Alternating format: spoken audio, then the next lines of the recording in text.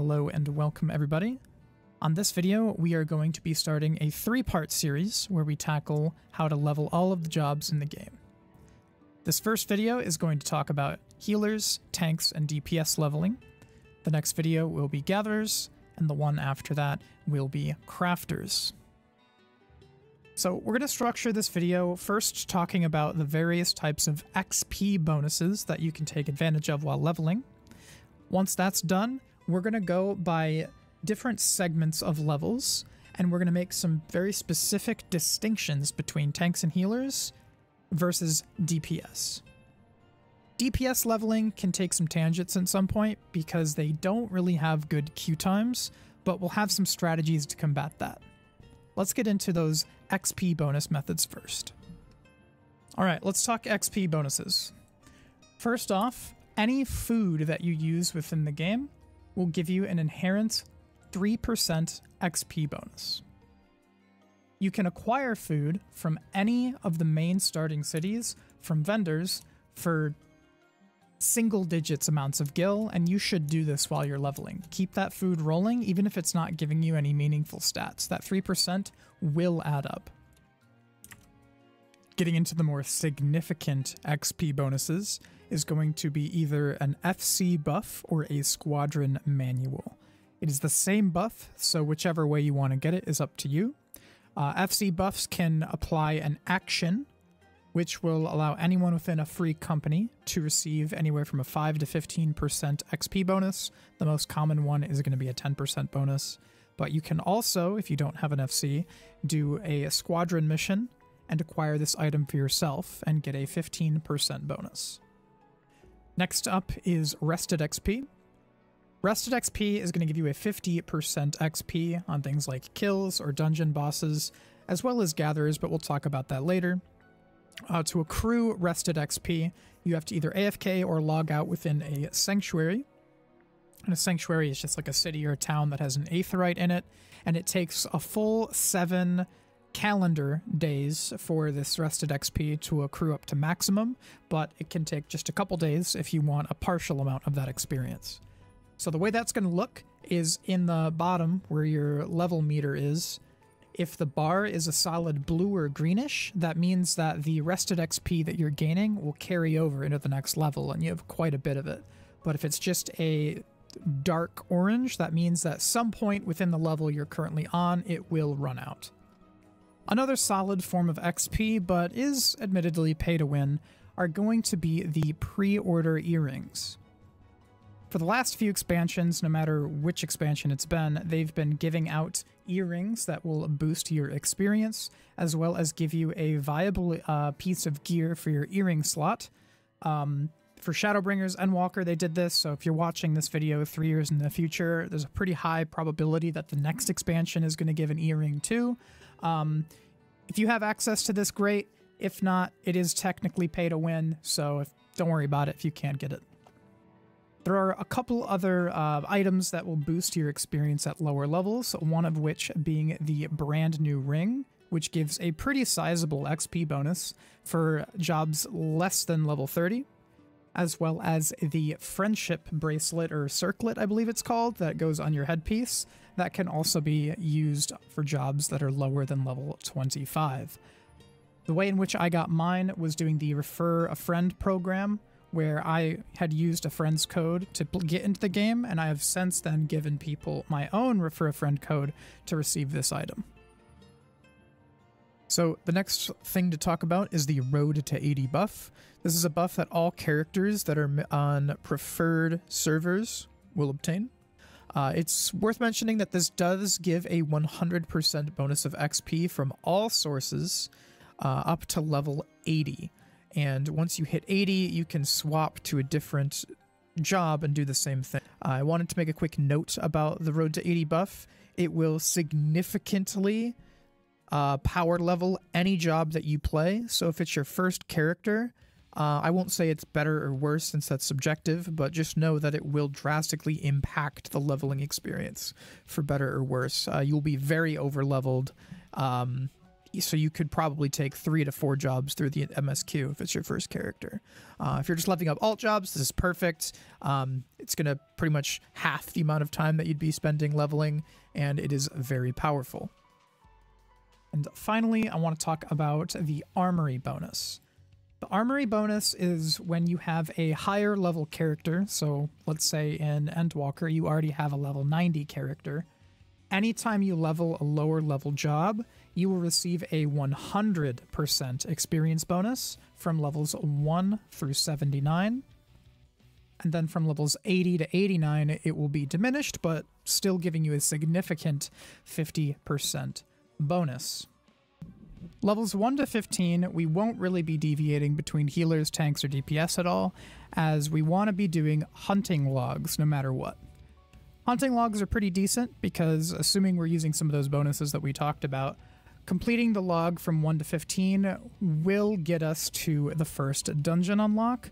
So we just want to make sure that we're going into those zones with our XP bonuses active, getting those kills, make sure we're completing every single entry on the log, and getting very sizable gains of XP.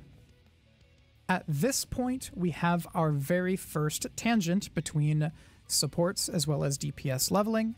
If you are playing a tank job or a healer, I recommend taking advantage of the very strong queue times within both of these roles and queuing up for Sastasha as well as every single ARR dungeon up until you hit level 50. This is pretty repetitive, and realistically you shouldn't have much problems with queue times, nor being stuck on the same dungeon for too long, since the ARR dungeons are very generous with their experience. And unfortunately DPS can't really take advantage of this due to queue times, but don't worry, I have a plan for DPS. Leveling 15 to 50 on a DPS is slightly different. We don't have the same queue time privilege as our support counterparts, so we have to resort to some other methods. First and foremost, there's a couple more hunt logs that we can continue to do if we do decide to try and do some dungeons, but all in all, it's going to be too inconsistent if you're trying to queue into dungeons, so I don't really recommend doing hunting logs unless you're just trying to round out a level or something. Palace of the Dead is going to be our main savior here, as when you're queuing up for the 51 through 60 set, you can not only farm your Aether Pool for Palace, you can get some Accursed Hordes for loot, but the queue times are fast, especially if you're playing a DPS, since you don't need a traditional light party. 4 DPS players can get matched up, no problems at all. So what this means is we can get to that level 50 benchmark while receiving pretty good XP, not quite as fast as our support and healer counterparts, but it's a pretty good compromise.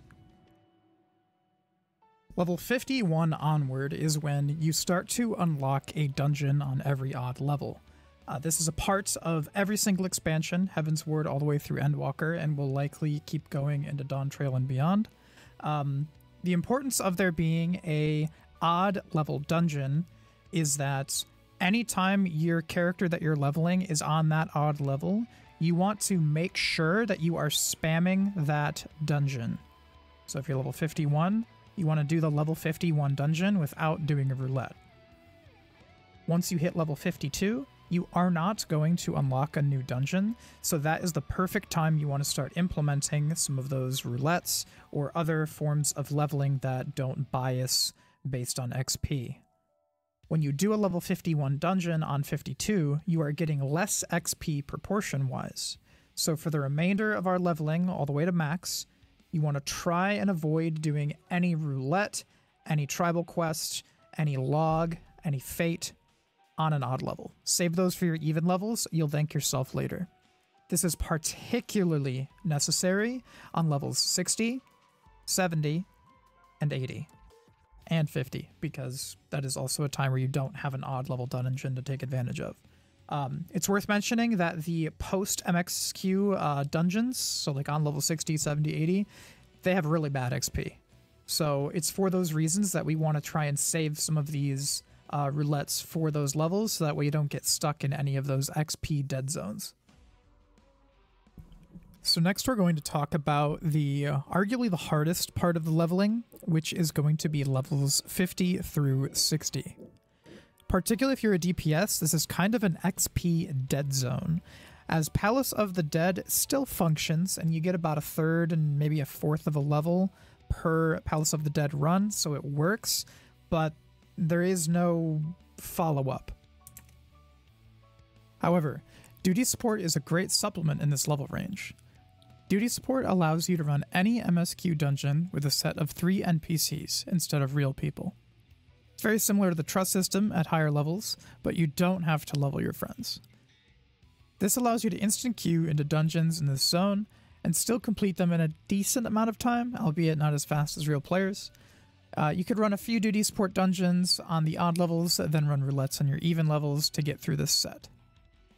This is going to be the most painful part of the leveling experience as a DPS, so I highly, highly recommend being efficient with your daily roulettes, and then also going into some of those other avenues of experience we talked about, like fates, challenge logs, or even exploring if needed, if it comes down to rounding out a level.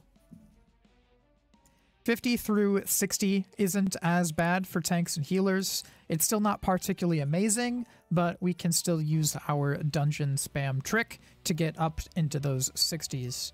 Unfortunately, the tribal quests in the level 50 area aren't that great. They're not terrible, but you're not really going to get any massive bonuses from those either. So tanks and healers, just spam those dungeons, use those roulettes on even levels, and you should be in your 60s in no time.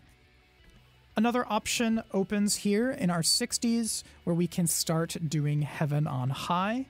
Heaven on High has some variance with its queue times. If you're playing a DPS, it is worth checking during your prime time to queue up for floors 21 to 30 and see if you can kind of grind it on repeat, just like we did in Palace. As of April 2024, the queue times can be a bit spotty, but if you can get them to pop in a chain or even like bring some FC mates or friends or something, you will be getting very potent experience, and it is definitely worth your time as a DPS. But like I said, this is probably the roughest part of leveling, and so any queue pops you can get are going to feel really good here. Level 71 onward is actually going to start getting a bit easier. Even though we only have about 10 more levels to take advantage of our full potency armory bonus, we gain access to a very crucial set of resources. The first being the Bojin Southern Front, which is by far the best leveling method for anything above level 71, but we also gain access to the Pixie tribal quests. Regardless if you're on tank, healer, or DPS, 71 onward, Bojin, the Southern Front, as well as Zadnor are the chief moneymakers as far as experience gain is concerned.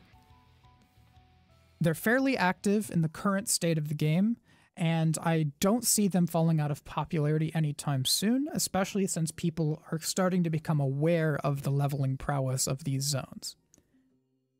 You shouldn't avoid the critical engagements, as those also do give big dosages of XP, as well as the fates that can be found around the zones.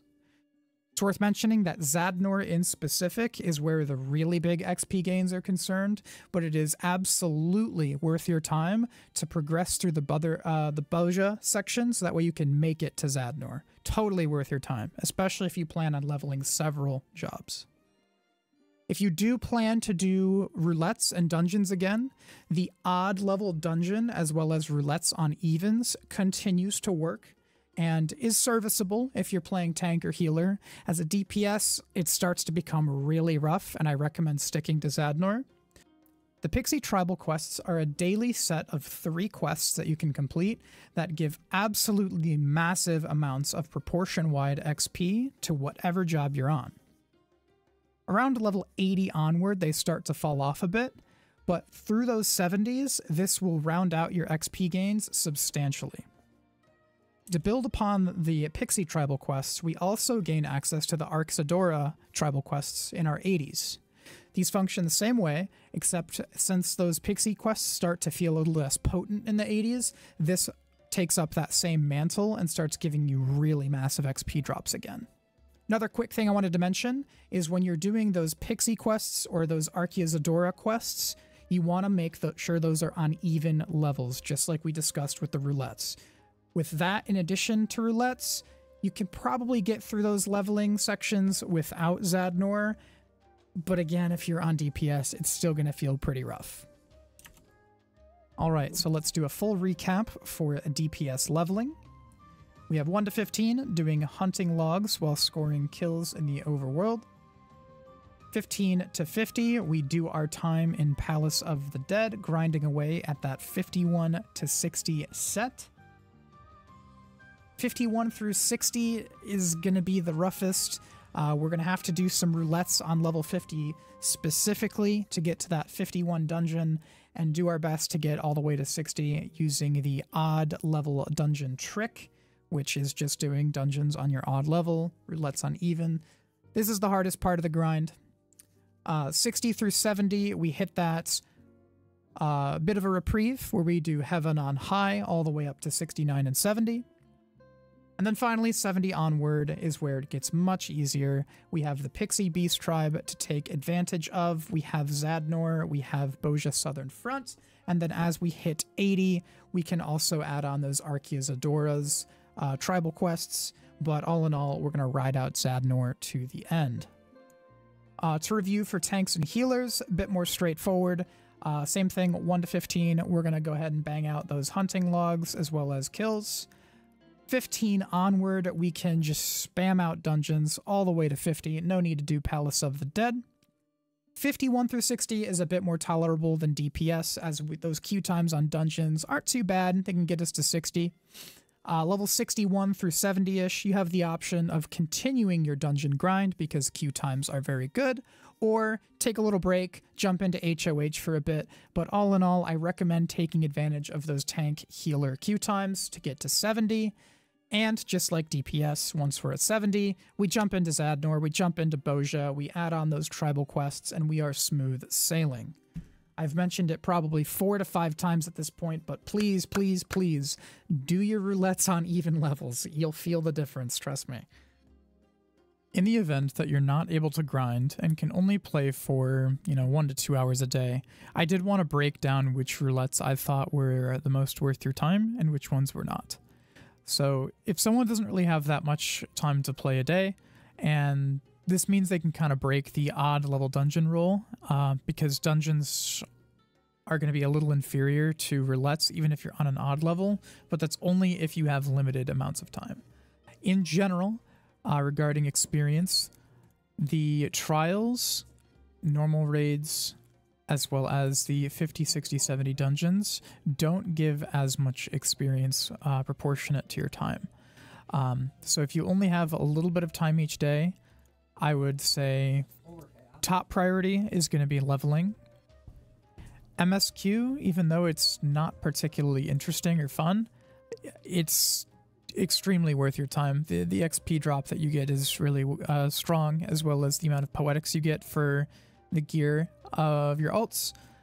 After that, I think Frontline is the best. You get massive XP drops even if you lose, and also get some access to those PvP currencies. So if you only have about an hour, that'll basically encompass people that only have an hour in the day. You do your leveling, you do your MSQ, and then you do your Frontline. And then after that, the next tier, I would say, as far as raw experience, is going to be Alliance raids. It's worth mentioning that this can take quite a while if you get something like a Nier or a Bone Monastery, but the actual XP drops you get from Alliance raids have been buffed and they're pretty good now. Even if you get Crystal Tower, the XP drop is still massive, so pretty good. Normal raids and trials are really good at rounding out your roulettes because they both only take anywhere from 5 to 10 minutes, but it is worth mentioning that the rewards you get from them are quite small. All in all, that pretty much covers everything. This is what I do to level on my various alts. I have 5 of them, and I can bang out a job to 90 in what feels like no time at all. Admittedly, I do play this game too much, but I hope some of these strategies help. I think for a player that can only play about 2 to 4 hours a day, if even less than that, I think that micromanaging your roulettes in this way will really work to optimize your time, and I hope that it helps a lot when you're doing your grinding. Want to thank you guys so much for watching. We'll be doing the gathering leveling video next. We'll be doing a section for botany as well as mining, and then we'll talk about fishing as well. But I stream full-time on Twitch over at twitch.tv/AhriEffect, and we also have a achievement hunting series that is fully underway. We also do guild giveaways over there, so if you're interested in that, take a look at that playlist. And that's all I have for you, and I'll see you guys on the next video for Gatherers. Have a good one, and bye-bye for now.